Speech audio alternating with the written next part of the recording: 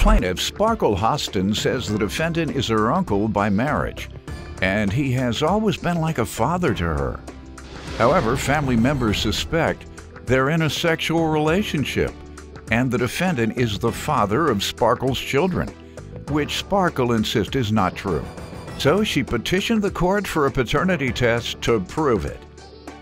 Defendant Gerald Thomas says he has always treated Sparkle like his own daughter. And although it was tough coming here today, he did it because he knows Sparkle needs to end these rumors. And ma'am, you petitioned the court for a paternity test, is that correct? Yes. All right, start with you. Yes, so Gerald Thomas is my uncle. I refer to my uncle as Uncle Dwayne. Uncle Dwayne has been a part of my life since forever. He's my uncle by way of marriage. And so when I was about 9 years old, my father passed away. He passed away from congestive heart failure. And so my Uncle Dwayne has kind of took over he took over the role of being a father figure in my life.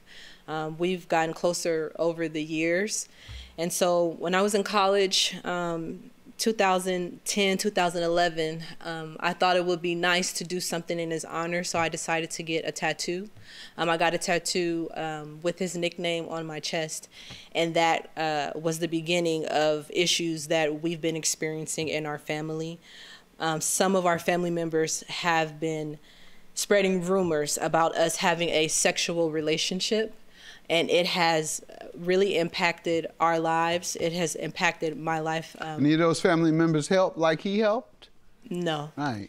Also, he and I talk a lot about this, and I always ask him why he think things are the way that they are. My understanding is that there is a history of sexual abuse in our family. So a number of the women in our family have been treated inappropriately by the men, whether it was uncle, cousin, whatever. And so I believe that part of the reason why our family members are uncomfortable with our relationship may have something to do with that. It has been really challenging trying to convince people that my uncle and I are just uncle and niece. Plaintiff Sparkle Hostin says the defendant is her uncle by marriage, but there are rumors that he is the father of her children.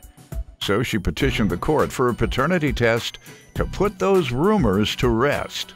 When you have individuals who who make an extraordinary effort to help somebody or others, the people who sit back, who may have had a bigger responsibility to step in and help, they resent it. It's like they turn it inward. He's showing me up. He's doing what I should do. I don't like him. It's a phenomenon as well. I talk about all the time when children who are adopted from a dangerous situation, perhaps. Violent, crack-addicted parent who beats them every day. You remove them and you put them with the uncle, the aunt, or the sister, the brother. They're mad with the sister or brother who saved them because their mind says, I can't be with my mama because of you. I don't care if my mama beat me. They don't think of that. I don't care if my mama beat me, smoke crack all day. I want to be with my mama. And you are the one that's keeping me from it, even though you're saving their life. So there's these resentments that go on in people's minds. And in this case, I've seen where a person who is least responsible for someone else, they take on that primary responsibility. And then the people who have the real responsibility, the frontline people, they resent the person.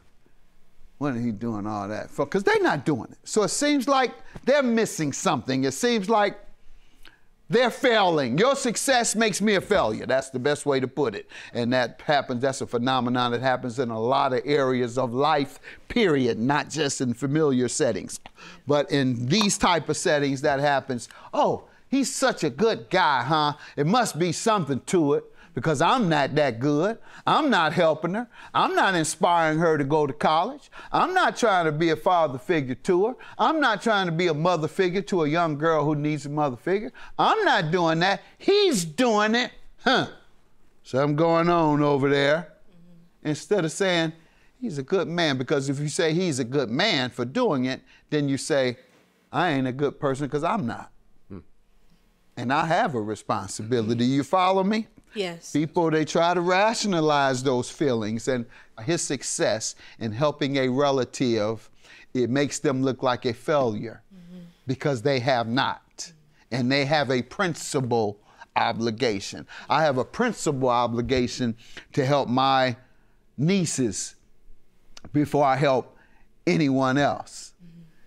Or if something happened to their parent, I'm taking that responsibility. Right. Well, if I don't, and Doyle steps in with my nieces, I'm gonna feel bad. I'm gonna feel, oh, I'm a failure. He got Doyle stepped in to help him out. He's a distant relative, and here I am. It's really my responsibility. And Doyle's doing it. Doyle must. There's something to that. And it's something to that. Doyle doing what he got to do with it. That's what might be the case. So I hope that's not what has driven you all here. Gossip of people who are haters, who wouldn't do a thing for you when he would. That's why you put his nickname, because he is your father. As far as I'm concerned. Well, yeah, he's your father. A father is a role. It's not a biological matter. It's an actual role that you must engage in. Plaintiff Sparkle Hostin says the defendant is her uncle by marriage, but there are rumors that he is the father of her children. So she petitioned the court for a paternity test to put those rumors to rest. You give me some background, sir, on your take. Yes, sir. First of all, I want to say thank you for the wonderful compliment. To be honest with you, I don't even see it as me doing an extra effort. I'm just doing what I think that I'm supposed to do in that position. So, as my niece Sparkle has said, from the beginning, since she's been born, I've been there, or I've been her uncle. And around the age of 9, her dad passes away. So her and my daughter are around the same age. So with my 3 kids and Sparkle coming around, you know, there's that camaraderie that was going on. And as time went on, a lot of fellas can relate, I would hope, fathers, I should say. I was a father figure to my daughter, kind of in authority. So it's kind of like she couldn't open up to me like she could her mom. You don't have to tell an authoritarian dad. You don't have to tell a dominant dad the mistakes we made. Okay. So, but the relationship with Sparkle, since I was a father figure, she would confide to me, or confide in me, a lot of things that maybe she wouldn't her biological dad. Because she knew you loved her. She could tell it. And I never judged her for anything. I gave her the advice that I thought was best for her as a teenager as she grew up. And from that day forward, you know, I've always been 100% supportive of her. It was tough coming here today, to be honest with you. But once she said, I need you there, I'm here. Well, I think you feel a little redeemed to be able to come here and hear me say those things, I hope. I do, actually. Because not only y'all, and I'm sure whatever they're suspecting isn't the case, but she wants to keep her reputation intact with all this gossip. But not only will it quiet the gossip, more importantly, it shows society what an upstanding person does. Thank you. So that's what should bring you the most fulfillment about being here today. Moral support, huh? Yes, sir, because that's what we want people to see and know, not this gossip from the folks who ain't helped you. And that's the only way that they can deal with the guilt. Can I say one more thing? Yes, sir. There were nieces that I did. Oh, man. No, I just want to say there were nieces that I did nothing differently with. No. So don't think that, no, we're not going that route. Give me a heart attack, sir. No, but what I wanted to say, I gave 100%. Did your heart just stop?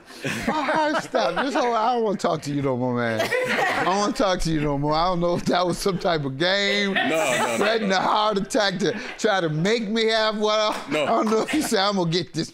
He always messing with everybody else and getting everybody else shook up. I'm going to shake his up now. Yeah, there was some nieces. Oh my God, I'm daddy built this man up. Mathis. I just wanted to say I did. Don't say nothing. No. I'm not gonna say it. You're not saying anything. You traumatized me. I'm traumatized, sir. Lord, I'm just gonna read these results, man. You don't know what you just did. This is about to be the biggest TV moment of my career. Yeah, Judge, I was a father. You are a great man. All men should be like you. And everybody's accusing him. He's nothing like that. He's a very, well, it was a few of them that said, do you know, I don't think you understand what you just did to me, man. I can't talk no more about this case, sir. I'm sorry. Tune in tomorrow when Judge Mathis will reveal the results of today's paternity test.